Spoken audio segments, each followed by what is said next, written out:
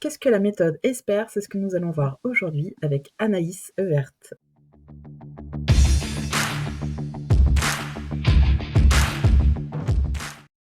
Bonjour Anaïs.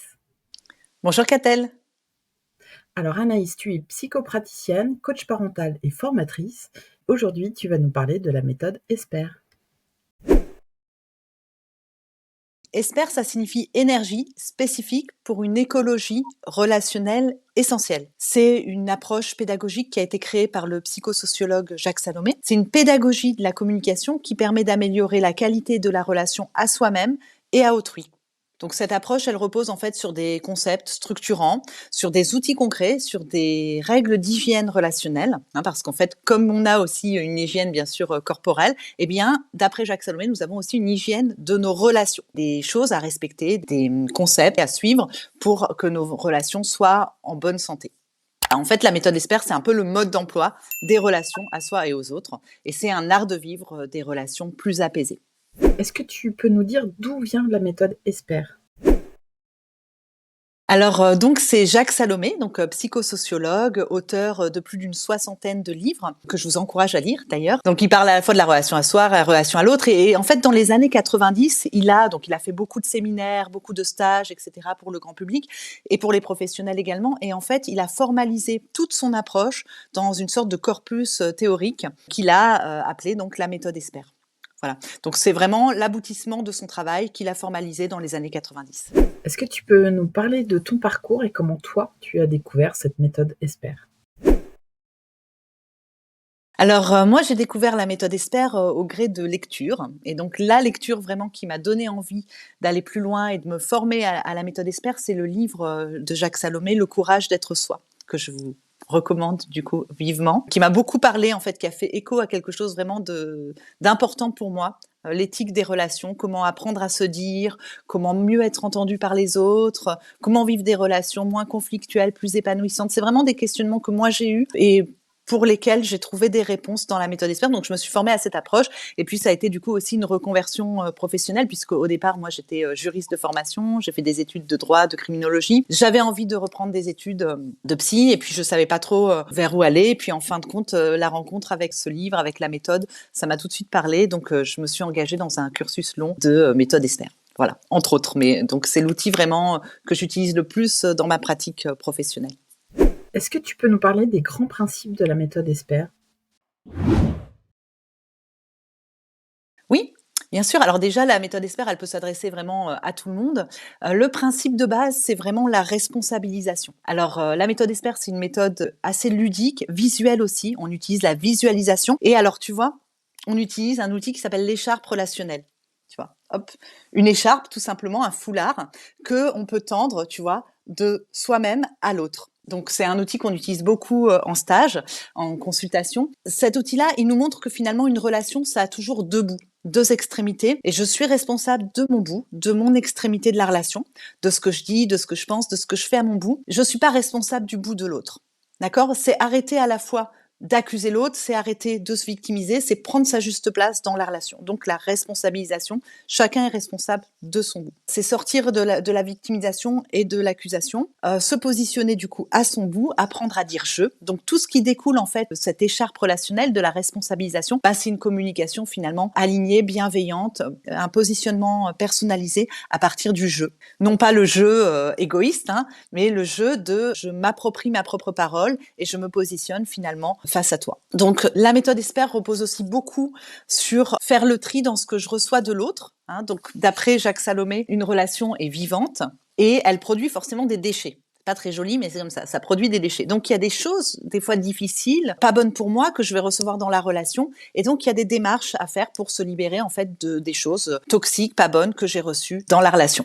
Donc toujours avec l'idée que je suis pas responsable de ce qui me vient de l'autre, mais je suis responsable de ce que j'en fais. Et dans la méthode ESPER, on apprend des démarches pour se libérer aussi du mauvais reçu. Tu as d'autres choses à partager sur les grands principes? Après, il y a plein de règles d'hygiène relationnelle. Tu vois, il y a aussi le fait, par exemple, de pas confondre une personne avec son comportement.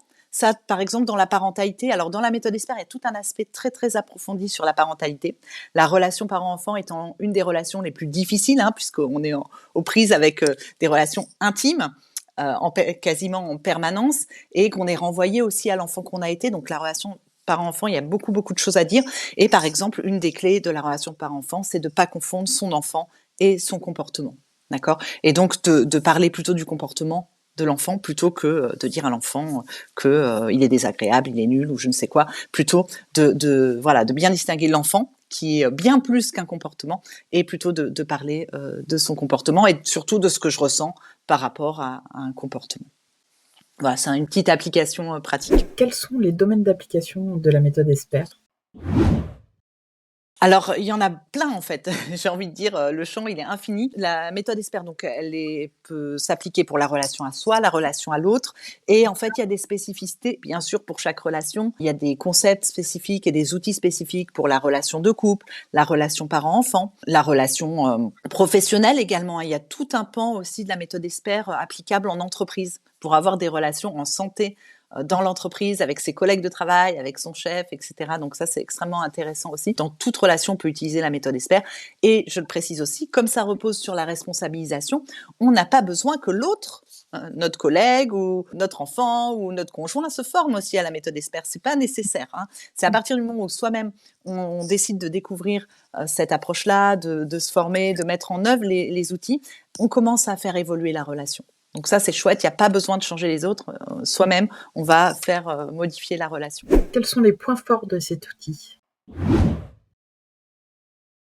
Moi, le principal point fort que je vois et que les personnes que je forme me renvoient beaucoup, c'est que c'est hyper concret. D'accord ? Comme dirait Jacques Salomé, on travaille au ras des pâquerettes.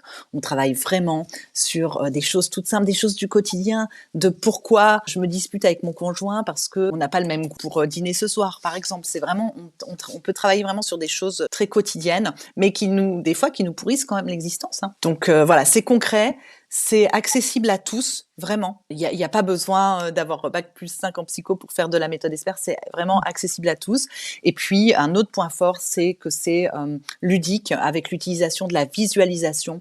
Et il y a des prises de conscience qui se font très rapidement parce qu'on visualise. Alors, quand je dis on visualise, donc je vous ai montré l'écharpe, mais donc en stage, on va utiliser soit des personnes, soit aussi des objets. On travaille beaucoup avec des objets pour représenter les situations. D'accord ? Donc, ça permet de prendre du recul et de voir ça d'une façon assez ludique. Moi, je trouve que c'est à la fois un travail très en profondeur, mais à la fois très léger sur le plan aussi de l'ambiance du stage. Il y a vraiment quelque chose de léger qui est aussi très plaisant à animer. Quelles sont les limites de la méthode ESPER ? Les limites de la méthode ESPER, j'en vois une principalement, c'est que c'est pas quelque chose qui va vous guérir d'une pathologie psy. D'accord. Si vous êtes quelqu'un qui souffrait de dépression, de troubles psychotiques et vous avez certainement besoin de soins aussi. D'accord. Ça ne remplace pas une psychothérapie, ça ne remplace pas des soins psychiatriques ou un traitement médicamenteux. Voilà. Moi, ça coule de source en même temps, mais je préfère le dire. Voilà, c'est pas un soin psy. On peut parler, Jacques Salomé parle de soins relationnels. On va soigner plutôt la relation, mieux vivre avec soi, avec les autres, mais c'est pas un traitement en tant que tel. Pourquoi se former à la méthode ESPER ? Alors, pourquoi se former à la méthode ESPER ? Donc, soit personnellement, soit professionnellement, pour mieux, j'ai envie de dire déjà à titre personnel, pour mieux vivre avec soi et avec les autres. Et ça, déjà, c'est un gros morceau. Pour avoir des relations familiales en santé, plus vivantes, pour apprendre à dire non. Beaucoup de personnes, on n'arrive pas à dire non par peur de blesser l'autre. Donc ça, c'est des choses vraiment qu'on travaille assez facilement en méthode ESPER. Apprendre à dire non, sortir de la dépendance affective, sortir de la violence, apprendre à gérer les conflits, être moins dans le réactionnel, c'est-à-dire dans la colère, dans l'agressivité, dans l'insatisfaction, mais plus dans le relationnel. Donc apprendre à dire les choses autrement, mais à les dire. Il y a deux écueils en fait dans la communication, dans l'incommunication. Il y a soit je ne dis pas, on est dans le non-dit, mais à l'intérieur, j'en pense pas moins et à un moment donné, je vais certainement exploser. Soit à l'inverse, je suis dans le réactionnel, donc je dis les choses, mais un peu n'importe comment, et puis avec le risque de blesser la relation. Donc là, c'est l'idée que c'est possible de tout dire, simplement pas n'importe comment, pas à n'importe quel moment, et donc ça s'apprend. Communiquer, en fait, ça s'apprend. C'est pas inné du tout. On a la possibilité de parler assez facilement quand on est enfant, mais on n'apprend pas vraiment à communiquer, à dire les choses d'une façon non violente. C'est vraiment ça l'idée de la méthode ESPER. Donc, on peut apprendre donc pour soi, et puis on peut apprendre aussi pour accompagner les autres. Moi, c'est ce que j'ai fait, de me former à la méthode ESPER aussi pour accompagner les autres grâce à cette approche, à améliorer leurs relations. Pourquoi être accompagné par un spécialiste de la méthode ESPER? Eh bien, justement, parce que pour avoir une approche concrète, pragmatique, avoir des outils, les personnes qui recherchent des outils, entre guillemets, un peu des solutions ici et maintenant, bah voilà, typiquement, la méthode ESPER apporte ça. D'accord? Vous sortez d'une séance en méthode ESPER, vous avez des choses à faire, vous avez des moyens de voir une situation différemment, une façon de vous positionner de façon respectueuse. Bref, vous sortez avec des choses concrètes. Je précise que les praticiens officiellement accrédités à la méthode ESPER le sont par l'Institut ESPER International. C'est des personnes, donc comme moi, qui ont suivi des formations longues, généralement plusieurs années, et qui ont beaucoup travaillé sur eux-mêmes, au travers des stages, mais aussi au travers d'une psychothérapie. Enfin voilà, ce sont des personnes qui ont vraiment des compétences et une éthique. C'est pour ça qu'ils sont regroupés au sein de cet institut. D'accord, donc justement, on peut venir te voir toi pour être accompagné sur cette méthode. Par exemple, oui, tout à fait. Donc moi, je reçois en cabinet à Château-Thierry, dans l'Aisne, et puis je fais aussi des séances en visio, également des stages. Et c'est vrai que la méthode ESPER, on peut la pratiquer en individuel et en stage. C'est encore plus riche, quoi, parce que on se nourrit. C'est tout de suite plus dynamisant aussi. Faire des stages de groupe. Moi, je fais des stages en petits groupes. Généralement, c'est pas plus de 8 personnes dans mes stages. Alors dis-moi pourquoi on devrait choisir cet outil plutôt qu'un autre? Après, moi, je suis pas là pour dire la méthode ESPER. Il y a plein d'approches qui sont chouettes. Enfin voilà, c'est pas la méthode ESPER, c'est mieux que les autres. Moi, ce que je remarque, ce qui m'a parlé, c'est que c'est concret. Voilà, c'est concret, c'est pragmatique, c'est facile d'accès. Moi, j'ai fait des stages aussi pour des centres sociaux, pour des personnes en situation de grande précarité. C'est tout à fait accessible vraiment à ce type de public, tout comme c'est accessible à des personnes qui sont hyper dans le mental, qui ont lu plein de livres, mais qui n'arrivent pas pour autant à se respecter, à se positionner. Je trouve que c'est ouvert à tous. C'est pour l'approche concrète. Je trouve qu'il faut aller vers la méthode ESPER pour avoir du concret. Quel est ton rêve le plus cher? Alors, mon rêve le plus cher, qu'a-t-elle, ce serait que la méthode ESPER soit mieux connue, que les gens la connaissent davantage. Il y a beaucoup de méthodes qui sont mieux connues. La méthode ESPER, malheureusement, est encore pas très bien connue. Or, elle existe depuis les années 90. Merci à toi parce que du coup, ton interview, ton initiative, elle contribue à mieux la faire connaître. Donc, un grand merci. Le rêve de Jacques Salomé, c'est qu'on enseigne la communication à l'école pour qu'on ait tous ces points de repère de la relation et qu'on soit plus ce qu'il appelle des infirmes de la communication. On n'y est pas encore, mais peut-être un jour on verra la méthode ESPER enseignée à l'école.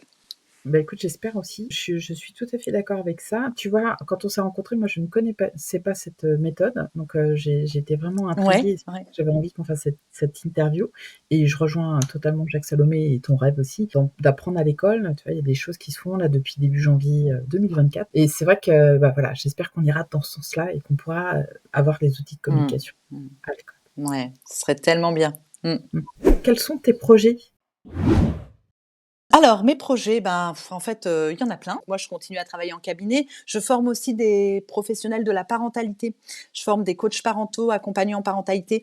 Et une partie donc de cette formation est consacrée justement aux apports de la méthode ESPER dans la relation parent-enfant. Et puis les projets là, vraiment à court terme, j'ai des stages. Et puis après, j'ai mon stage d'été. Je fais toujours un stage d'été, donc 3 jours sur le courage d'être soi. Le titre du livre de Jacques Salomé, le courage d'être soi. Donc travailler vraiment la relation à soi, l'affirmation de soi, la confiance en soi, etc. Avec la méthode ESPER. Et donc, c'est sur 3 jours à Château-Thierry. En conclusion, as-tu un dernier conseil pour nos auditeurs, ou as-tu quelque chose qu'il faudrait vraiment qu'ils retiennent? Ce que j'ai envie de te dire et ce que j'ai envie de dire aux auditeurs, finalement, c'est que s'il y a une chose que je retiens, moi, c'est qu'on ne peut pas changer l'autre, on ne peut pas changer les autres. Par contre, on peut bien souvent améliorer, changer la relation qu'on a avec eux. Voilà. Et donc, la méthode ESPER, elle s'inscrit vraiment là-dedans. Prendre soin de la relation, l'améliorer. Voilà, une relation, c'est vivant, on peut toujours faire quelque chose. Très bien. Écoute, je te remercie beaucoup, Anaïs, pour le temps que tu m'as consacré pour cette interview. Je mettrai tes coordonnées en description, et comme ça, si les gens souhaitent te contacter, ils pourront te contacter. Et je remercie tous les auditeurs qui nous suivront. Eh bien, écoute, merci, un grand merci à toi, Catel, c'était un plaisir. Merci de ton écoute, merci de tes questions, et puis ben, à bientôt.